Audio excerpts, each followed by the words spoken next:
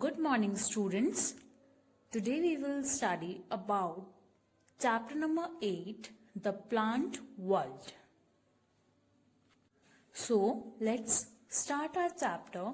You have learned about the different parts of a plant and their functions. In this chapter, you will learn about the root system, special roots, flowers, and the flowering seasons, and the usefulness of flowers. Like humans, plants also have different parts. Each part of the plant has its own function. Let us know about these parts. A plant has two main parts: the root, which grows under the soil, and the shoot, which grows above the soil. Root. Root is the part of a plant which grows under the soil. Different plants have different type of roots. Now let's repeat with me. The part of a plant that is above the soil forms the shoot system, and the plant part inside the soil forms the root system. Next topic, what are the two kinds of roots? There are two types of roots: taproot and fibrous root. Some plants have tap roots, while some have fibrous root. Taproot. A taproot has one main thick root below the stem that goes deep inside the soil, from which smaller roots grow as its branches. Plants like carrot, radish, neem, mango, bean and peepal have tap roots. Fibrous root. This type of root has no main root. Many tiny, thin roots grow like a bunch below the stem. The roots of the plant spread out in the soil.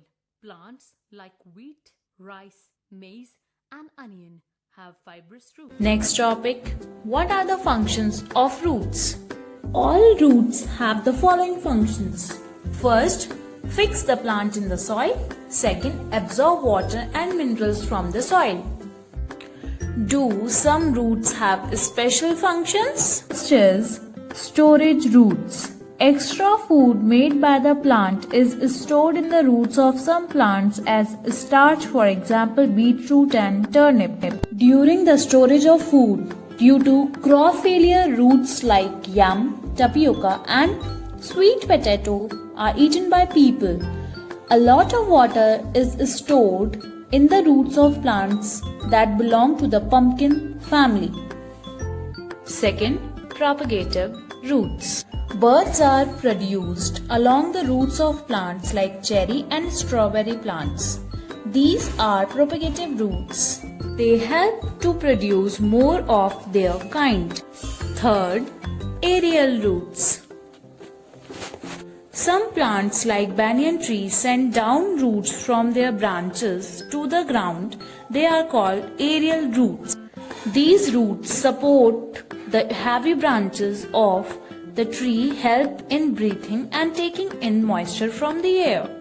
Fourth, breathing roots. Plants that grow in marshy areas where the soil is waterlogged grow roots above the soil to help the plant to breathe.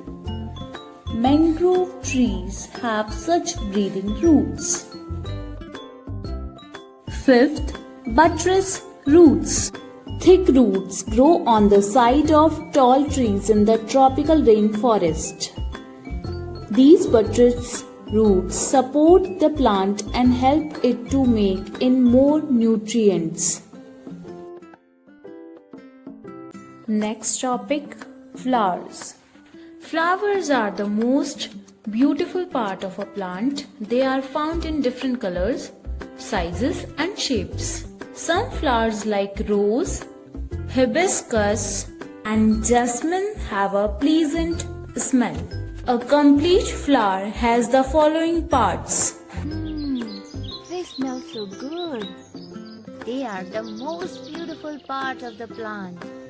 Yeah, they look so lovely. I love flowers. Let's make a flower by magic. You can do anything. Not everything, but I can make a flower. Let's start. Yeah, let me first bring some sepals. You know, these sepals protect the bud till it opens. Sepal protects bud of flower till it opens. Now bring petals, most beautiful part of flower. Aren't they attractive? Yes, they are. They attract insect towards the plant. Petal attracts the insect towards a plant. Here comes the filaments. Bring few anthers too. Oh yeah. These filaments and anthers are male parts of the flower. Jointly, these are called stamen. Male parts, stamen, anther and filaments. Now comes the female parts. Female parts are stigma, style and ovary. Oh, I know. All these female parts are called carpel. You're right. Also put nectar here. Oh, I forgot. Here it comes. So student, these are the parts of a flower. How are plants grouped according to their lifespan? Now students, just tell me what is the meaning of lifespan? You all know that living things do not live forever. They live for a certain time. After that, they die. This is a mustard plant. A mustard plant lives for some months only. After that, it dies. The time period for which a plant lives is called its lifespan. So, a mustard plant has a definite lifespan. All the plants have definite lifespans. But the lifespans differ. Some plants have a short lifespan, and some plants have long lifespans. Plants like the maize plant and the mustard plant live for a few months, so they have short lifespans. But trees like a peepal tree and a neem tree live for many years. So, they have a long lifespan. On the basis of the lifespan, we can divide the plants into 3 different groups: annual, biennial, and perennial plants. First, annuals.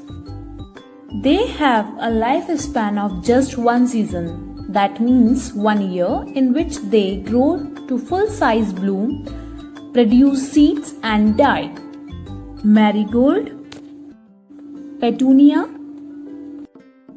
zinnia are annuals. Second, biennial. They have a lifespan of 2 years. They grow to full size in first year and produce flowers and seeds in the second year, after which they die. Carnation, hollyhock, sweet william are biennials. Third, perennials. They have a lifespan of more than 2 years and they bloom every year. Lily, canna, and rose are perennials. So our next topic is, do flowers bloom in all seasons? All flowers do not bloom in all seasons. Flowers have specific blooming seasons. However, flowers are seen throughout the year. Oh, the first one is spring flowers: tulip, lily, daffodil. Second one is autumn flowers: rose, chrysanthemum, zinnia. Third is winter flowers: hollyhock, hyacinth, and jasmine flowers, tuberose, dahlia, and sweet pea. Now, how are flowers useful for us? Flowers are used by us in the following ways. Flowers are used to express feeling of love and friendship. They are also gifted on special occasions like weddings. Flowers are also used in temples, churches, and placed on the graves of the loved ones. Second, flowers are used for decoration in temples and marriages. Women wear gajra to add beauty to their hair. Third, flowers are used for landscaping gardens, etc.